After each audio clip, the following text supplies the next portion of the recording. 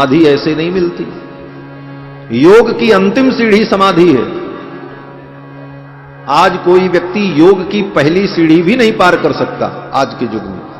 ऐसे कोई राष्ट्र योगी विश्व योगी बना करे अलग बात है, लेकिन योग की पहली सीढ़ी पार करना कठिन है। कितना कठिन है? बोले योग की 8 सीढ़ियां हैं, अष्टांग योग कहते हैं। पहली सीढ़ी क्या है? यम। यम नियम आसन प्राणायाम प्रत्याहार धारणा ध्यान तब समाधि। और पहली सीढ़ी का नाम है यम। और यम के कितने भेद हैं?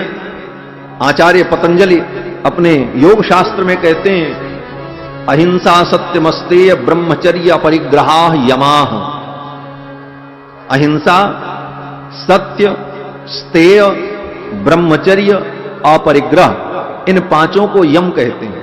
इन पांचों का पालन हुआ जीवन में तब आप एक सीढ़ी पार कर पाओगे। और इन 5 में पहला क्या है? बोले अहिंसा।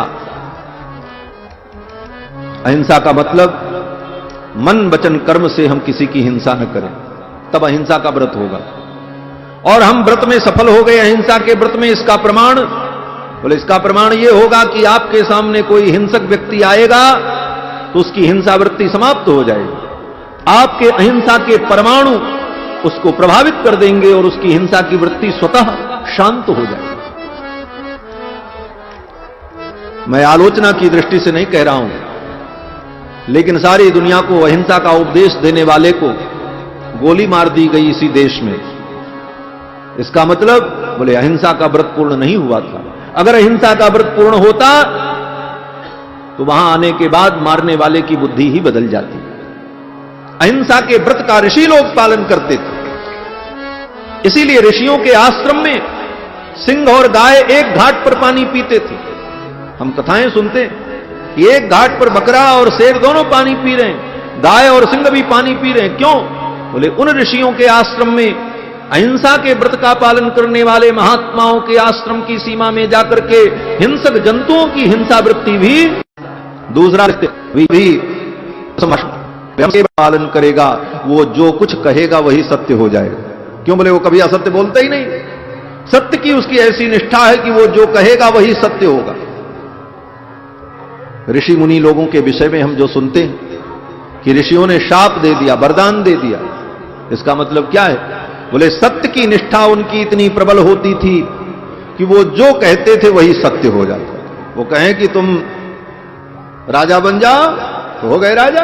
क्यों? बोले उनके सत्य का बल है। तो सत्यव्रत की सिद्धि का यही प्रमाण है कि वाणी सत्य हो जाएगी। अहिंसा सत्य, अस्तेय। स्तेय का मतलब किसी की वस्तु को बिना उसकी अनुमति के न ग्रहण किया जाए, इसको कहते हैं अस्तेय। और किसी भी व्यक्ति की कोई भी वस्तु को आपने उसकी अनुमति के बिना ले लिया तो आपको चोरी का ही पाप लगेगा। यहां तक कि किसी के खेत में से आपने एक मुट्ठी मिट्टी भी उठा ली हाथ मिट्टी करने के लिए, किसी के पेड़ से आपने एक दतवन भी तोड़ लिया, किसी के पेड़ से आपने एक फूल भी उसकी अनुमति के बिना तोड़ लिया, तो आपका अस्तेय व्रत नष्ट हो गया। कितना कठिन है सोचो। फिर इसके बाद अहिंसा सत्यमस्तेय ब्रह्मचर्य, चौथी कोटि ब्रह्मचर्य आती। ब्रह्मचर्य क्या है? केवल स्त्री समागम ही ब्रह्मचर्य को नष्ट करने का कारण नहीं है। 8 प्रकार के भोग का वर्णन शास्त्रों में है। स्मरणम कीर्तनम केलिहि प्रेक्षणम गुह्य भाषणम संकल्पोध्यवसायश्च क्रियानस्पत्तिरेव च एतन्मैथुनमष्टांगम प्रवदन्ति मनीषिणः। इन 8 प्रकार के भोगों से विरक्त हो जाना, यह ब्रह्मचर्य। स्मरणम, भले आप कोई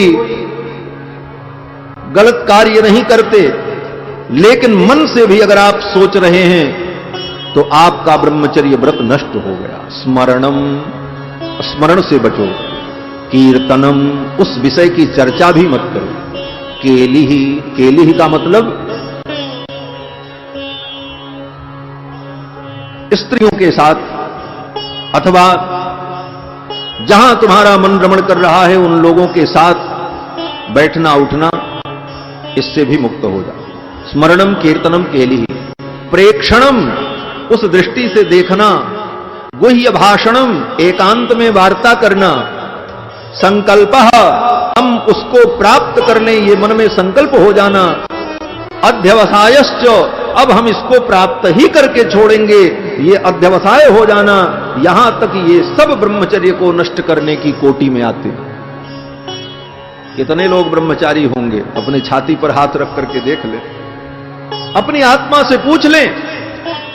इसलिए बंधुओं,